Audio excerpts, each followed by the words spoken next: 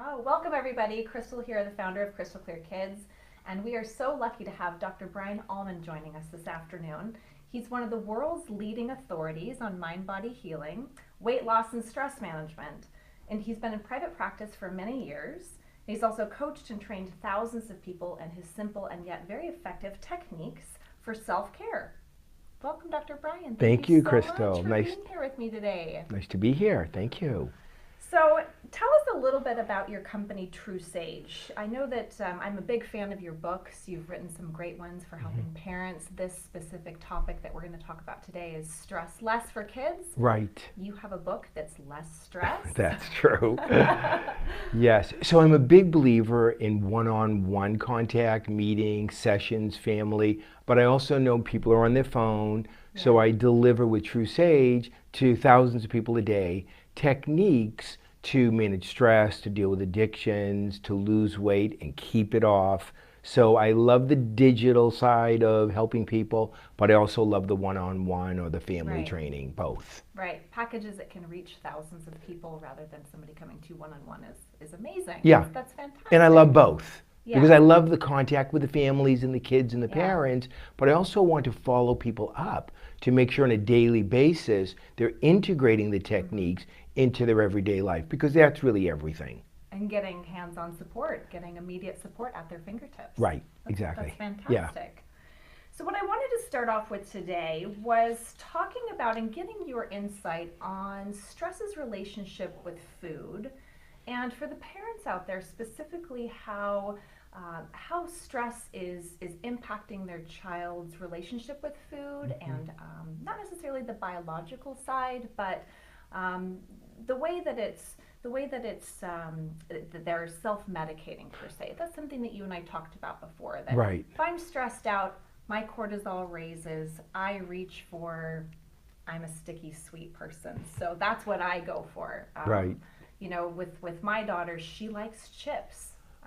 So can you share a little bit about your thoughts on how kids are self-medicating? So this may be the most stressful time to be a kid ever. Kids know what's going on by their phones. They don't have to watch the news. They know really what's going on all around the world, and it is scary. Right. Parents are concerned. Parents have money stresses. There might be health issues in the family. But it is a stressful time to be a kid growing up. I've actually had people say to me, kids don't get stressed. Well, kids do get stressed. Kids get bullied at school. Kids feel worried about their achievement, if they're succeeding. What other people will say is a really big deal, because you never want to look like a jerk in front of any other. So there's a lot of stress for kids. Always has been, just more than ever. And the number one treatment for stress is food. Right. Whether it's grown-up sized kids like us, or medium-sized kids like teenagers, or small-sized kids in elementary school or younger. So food is the number one way to shut your mind up, to quiet your emotions, and just sort of feed and stuff what is overwhelming. And the important thing about stress is that it's usually for very good reasons. Like getting bullied is very painful. Right? Feeling your parents fighting is very painful. So stress is a normal reaction to adverse situations. So there's nothing wrong with being stressed. We all get stressed. Just the number one treatment, the number one drug, the number one way to manage it is food, no matter what age you are. And you can never get enough of something you don't really need. So if it's an emotional issue that's coming up with stress, which is what it almost always is, you can eat and eat and eat, but that's not really going to take care of the emotion and the stress. It's just shoving it down. But it's creating serotonin, which is that lovely feel-good hormone in our gut. So that's why we reach for it. Everybody has comfort foods. We go back to it. Everybody's. Nobody's ever going to stop overeating. It's getting it so that it's a minimal amount of your life. Most of the time you deal with your stress and emotions very effectively. But sometimes you're going to overeat because it's just too much. It's okay. We're not trying to make our kids perfect. No. Just perfectly okay. There are no perfect parents. There are no perfect kids. It's a realistic expectation of what you want for your kids and exactly how they can. And what you're doing, Crystal, is figuring out how to help parents add on to what they're already doing. Right. You know your kids are on their phones too much or on their iPads. You know your kids are overeating chips or whatever is too much. That's okay. We're not trying to control, fix, stop. I've learned the more you can add to the kids. So adding intelligent ways to deal with stress. Could you give me an example? Adding, yes. So you say to your kid, I know you're going to school today. I know you're worried about her or him. Or this test. I know you're worried, whatever it is.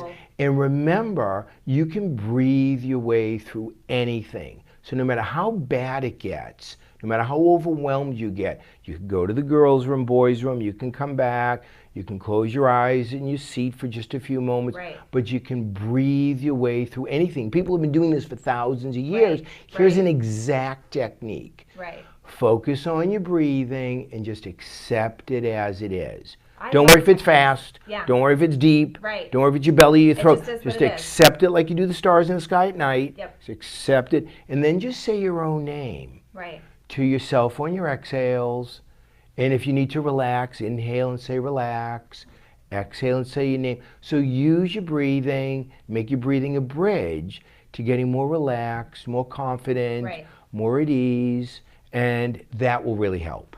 So I was wondering if you could shift just a little bit, and how do we identify it as parents? Because there's a certain degree of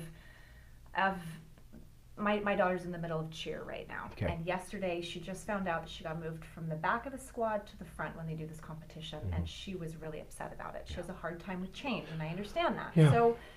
So I take a moment to cheer her on and say, shift your perception. Your coach clearly believes in you, and so I identified in that moment that she was stressed out about it, and I then shifted my feelings and emotions and said, okay, I'm going to be calm, and I'm going to give her a moment to work through what she's doing. But I think sometimes it's hard if we're busy with life. I mean, I'm a single parent. I work. I can't always stop and look at her and see that she's stressed out. And I think that sometimes it can go unnoticed and missed. And then maybe there's a point that it gets to be too late. Well, so how do we as parents identify? What are some of the top, give me some of the top three perhaps, most noticed signals or triggers that you see in kids? Okay, well, number one would be the child withdraws and just sort of wants to be alone, be left alone, maybe doesn't even want to talk, and just sort of shuts down.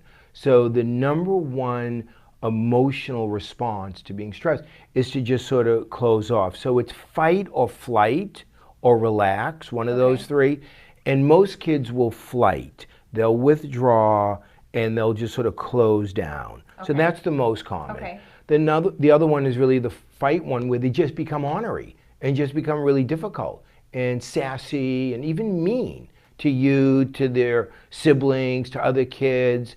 And so kids tend to fight. It's either going to be a passive response to being emotionally upset and stressed and just sort of go away, or it's going to be a more active response and be angry and feisty. Kind of be one extreme or the other. Or the third is it's going to be more relaxed, kind of engaging. The parent's job is to connect. Connect, dialogue, ask questions, be open. All emotions, like stress, is contagious. So if you as the parent are stressed and upset, your kid's going to be that way. If your kid is upset and stressed, you're going to be that way. So I say it's emotions and stress are more contagious than Ebola. So it just gets you right away. Oh my God, it's like energy. Are we both like really nervous right now? Oh no, we're not stressed, are we? Oh yeah, we are.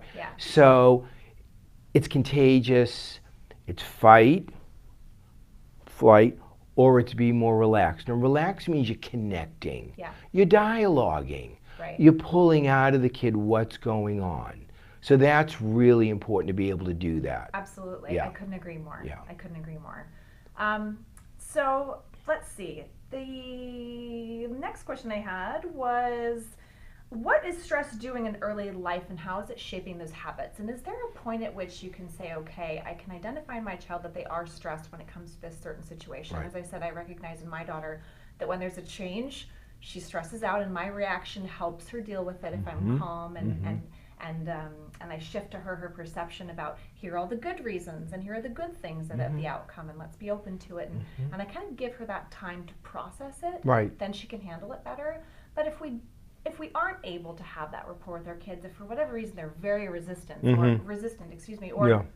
you know, this has been going on as a habit for years, at what point are parents able to, for lack of a better term, shift that dynamic and start making a new habit? Because maybe we have some parents that are working with older kids. I think I'm kind of lucky. My daughter's still young. She's 8 years old, and I've been practicing some of your techniques for years. So I think I've got a little bit of an advantage, but that's not to say that by any means I'm perfect. But no. At what point do you say, okay, I need to step outside of this and seek some help? Right. Well, I have a 15-year-old daughter, so I'm in the, you know, sort of medium-sized kids.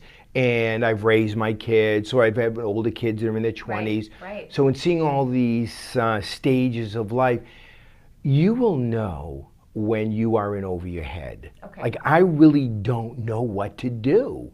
And if you don't have another partner or a family member, because kids are raised by a tribe. It takes a village. So if you can get other people to help. But there are wonderful people professionally, coaches, counselors, sometimes psychiatrists, sometimes psychologists, mentors, teachers. So I'm a big believer in finding people, hey, I'm having kind of a challenge with my kid in this area. If you have any input, like one of my daughters is a 3rd-degree black belt, and I used to go to her guy that loved her and she loved, and say, hey, I'm dealing with this. She's been, and say, well, and then he puts it right into the Taekwondo, puts it right into the training. He was enormously helpful, and they bonded. So I had a resource. Another kid actually asked me if she could get in therapy because she wanted to have somebody to talk to. I found a wonderful woman, young and could connect. So I'm a big believer in finding resources because we can only do so much. Exactly. I can't be end all be all as a parent. Right. Yeah. And the kids don't really want us to be everything. Yeah. They want to hear from other people. They do. Right. And there's some things that they don't want to talk to their parents about all the time either. Right. And your question is right about how do you know if your kid's overwhelmed? You can even ask them, but you'll see. Yeah. They'll be really withdrawing and flight, or they'll be really feisty and fighting, and there's just no relaxation. There's no connect. Yeah. Probably time to get some help. Right. Yeah. Okay, good. Yeah. Good. Thank you. So I love your books, The Less Stress for Kids. There's 30 different techniques in there, is that right? I've got my 3 favorite. I spoke about it at the beginning of the module. Yes. I was wondering if you would share your favorite 3, or the ones, maybe one of your daughter's favorite 3. Okay. Since she helped you so much with this book, didn't she? Well, what a great parent-child project. That is true. I wrote 6 books for adults, for grown-up sized kids, I call them. And when I'm putting her to bed at night and telling her story, she said, but you don't write any books for kids. And then 6 months later, I finished the book Less Stress for Kids. Yeah. And now it's in a number of languages. It's used all over the world. And there are activities. I have a lot of favorites. You know, I have so many favorites. I put my favorite techniques in there. I did get them clinically proven, though. I had a lot of kids involved and did a lot of studies to make sure they help kids immediately.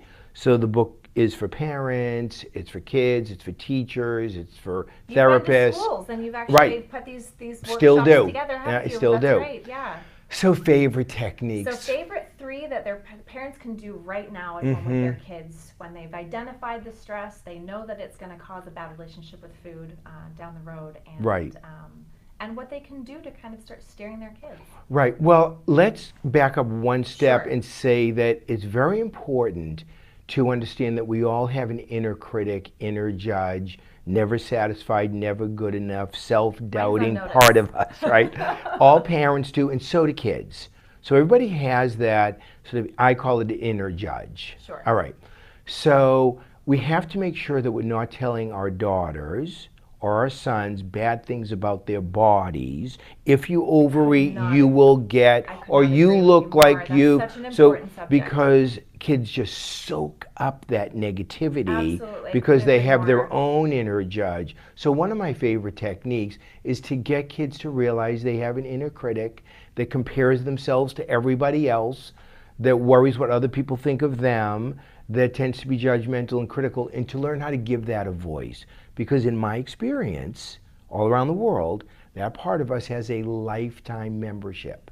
It's impossible that anybody gets rid of it. I've been with enlightened people. I've taught in India a number of times.